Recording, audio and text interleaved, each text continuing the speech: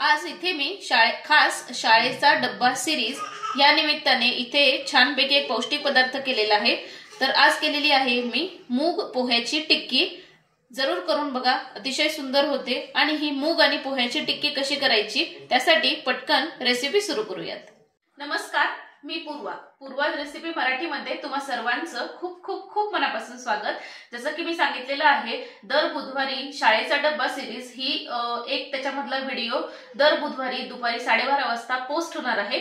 तर आज देखील जो व्हिडिओ आपण टाकणार आहोत तो आहे बच्चा पार्टींसाठी। आणि ह्याच्यामध्ये अतिशय पौष्टिक घटक मी ऍड केलेले आहेत। मुलांच्या पोटात पौष्टिक पदार्थ जावेत ह्याचाच भरपूर सारा मी प्रयत्न करत असते। तर आज आपण करणार आहोत मूग पोह्याची टिक्की। पण मूग हे आपण अख्खे मूग वापरणार आहोत आणि त्याच्यासोबत पोहे त्याच्यामध्ये घालणार आहोत आणि त्याची आपण टिक्की तयार करणार आहोत। तर चला मूग पोहा टिक्की कशी करायची पटकन सुरू करूया। तर इथे मूग पोहा टिक्की तयार करण्यासाठी मी 1 कप अख्खे मूग हे साधारण 6 ते 7 तास असे पाण्यामध्ये भिजत घातलेले होते। हे बघा छानपैकी आता मऊ झालेत मूग आपले। हे बघा हाताने दाबले ना तर थोडंसं असं मऊ होत आहेत। हे बघा, तर हे मूग साधारण 6 ते 7 तास पाण्यामध्ये भिजवून घ्यायचे आहेत। तर आता आपण टिक्कीला सुरुवात करूयात। इथे मिक्सरच्या भांड्यामध्ये अर्धा इंच आलं, 1 हिरवी मिरचीचे तुकडे, कोथिंबीर आणि 3 लसूण पाकळ्या घेतलेले आहेत। तर सुरुवातीला झाकण लावून आपल्याला ह्याची भरड तयार करून घ्यायची आहे।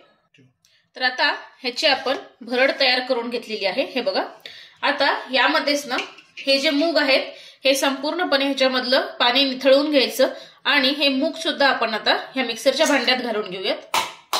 हे बघा, पाणी संपूर्ण निथळून घ्यायचं आणि मग हे मूग ह्याच्यामध्ये घालून घ्यायचे। हे बघा, आणि हे सुद्धा आपल्याला मिक्सरमध्ये वाटून घ्यायचे आहेत। झाकण लावते आणि हे सुद्धा मिक्सरमध्ये वाटून घेऊयात। तर हे बघा, हे छानपैकी मिक्सर मधून मी वाटून घेतलेलं आहे। हे बघा, अगदी फाईन छान वाटून घेतलंय आणि ह्याच्यामध्ये पाण्याचा वापर अजिबातही मी इथे कुठेही केलेला नाहीये।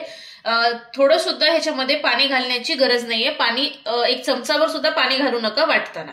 तर आता हे वाटून झाले। हे बघा, मस्त सुवास येतोय आणि अतिशय पौष्टिक देखील आहे। मूग मुलांच्या पोटात जातात ह्या निमित्ताने। तर आता हे मी एका वाटीमध्ये एका बोलमध्ये काढून घेतेय। तर हे एका बोलमध्ये मी काढून घेतलेलं आहे। आता ह्याला छानपैकी बाइंडिंग यावी ना, तर ह्यासाठी मी इथे पोहे घेऊन हे बारीक मिक्सरला दळून घेतलेले आहेत। हे बघा, ह्याची पूड तयार करून घेतलेली आहे। अजिबातही ह्याच्यामध्ये काही घातले नाहीये, फक्त पोहे घेतले, जाड पोहे जे आपण कांदा पोहे खातो तेच पोहे घेतलेले आहेत आणि हे मिक्सरला छान वाटून घेतले आहेत। ह्याच्यामध्ये घालून घेतेय, मिक्स करून घेऊयात। हे बघा, लगेचच याला बाइंडिंग यायला सुरुवात होते। मस्त। हे बघा, आधी अर्धा घातलाय मी। अर्धा घालून झाल्यानंतर आता यामध्ये मसाले घालतेय आणि हिरवी मिरची जेव्हा घालाल ना तर तुमचे मुलं कितपत तिखट खातात त्या हिशोबाने घालून घ्या। यामध्ये घालतेय मी पाव चमचा हळद, त्यानंतर यामध्येच घालतेय साधारण 1 छोटा चमचा 1 टीस्पून जिऱ्याची पूड, भाजलेल्या जिऱ्याची पूड। त्यानंतर यामध्ये घालतेय 1 टीस्पून धन्याची पावडर। त्यानंतर यामध्ये घालतेय 1 टीस्पून गरम मसाला आणि यामध्येच घालतेय आता चवीनुसार मीठ।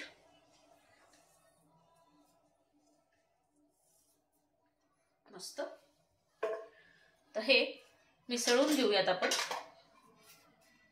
हातानेच मिक्स करून घ्यायचं म्हणजे अंदाज येतो की पोह्यांची पावडर कितपत लागणार आहे।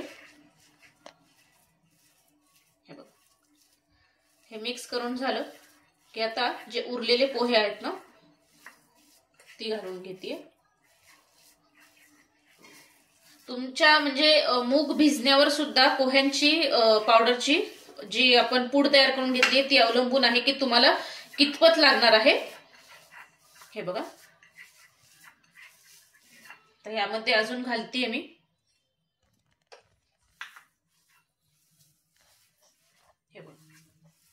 आणि आता हे पोह्यांची पूड घालून हे छानपैकी बाइंड करून घेते. तर हे बघा, ही पोह्यांची पावडर घालून किंवा पूड घालून छानपैकी याचा घट्ट गोळा झालेला आहे. तर इथे साधारण मी पाऊण वाटी ही पोह्यांची पूड घेतलेली होती, पण त्यामधली साधारण 2 टेबलस्पून इथे पोह्यांची पावडर तशीच राहिलेली आहे, ही घालायची नाहीये आता. तर हे मिक्स करून झालं की आता ह्याच्या आपण टिक्क्या तयार करून घेऊया, छोट्या छोट्या. तुम्हाला कितपत मोठ्या हव्यात त्या हिशोबाने करायच्या. हे बघा, हातावर असं करून घेऊयात, गोल गोल करून घ्यायचं, टिक्कीचा आकार देऊन घ्यायचा. हे बघा, आरामशीर छानपैकी टिक्क्या होत आहेत. असं प्रेस करून घ्यायचं. हे बघा, मस्त. आता अशाच पद्धतीने सर्व टिक्क्या इथे मी तयार करून घेते. इथे सर्व टिक्क्या मी करून घेतलेल्या आहेत. 1 वाटी मुगामध्ये साधारण 4 मध्यम आकाराच्या टिक्क्या बनवून छान तयार होतात. तर आता ह्या टिक्क्या मी डीप फ्राय करणार नाहीये, तर ह्या मी शॅलो फ्राय करणार आहे. तर आता ह्या टिक्क्या आपण शॅलो फ्राय करून घेऊयात. तर गॅसवरती एक छोटासा माझ्याकडे पॅन आहे, तर हा पॅन घालून घेतलेला आहे. आता यामध्ये तेल घालतीये. तर साधारण 2 टेबलस्पून इथे मी तेल घालते. तेल छान गरम होऊन देऊयात आपण. आणि अजून एक, जर टिक्क्या करताना जर हाताला तुमच्या चिकटत असतील ना, तर थोडंसं तळ हातावर थोडंसं तेल लावून घ्या आणि मग टिक्क्या हाताने तयार करून घ्या. तर आता तेल छानपैकी गरम झालंय आपलं. तर यामध्ये आता एक एक टिक्की मी घालून घेतेय. हे बघा, मस्त. आणि मीडियम आचेवरती दोन्ही साइडनी आपण खरपूस होईपर्यंत छानपैकी शॅलो फ्राय करून घेऊया. हे बघा, अशा पद्धतीने मस्त छान दिसत आहेत. बघू शकाल इथे तुम्ही, कलर टेक्स्चर मस्त आलेलं आहे.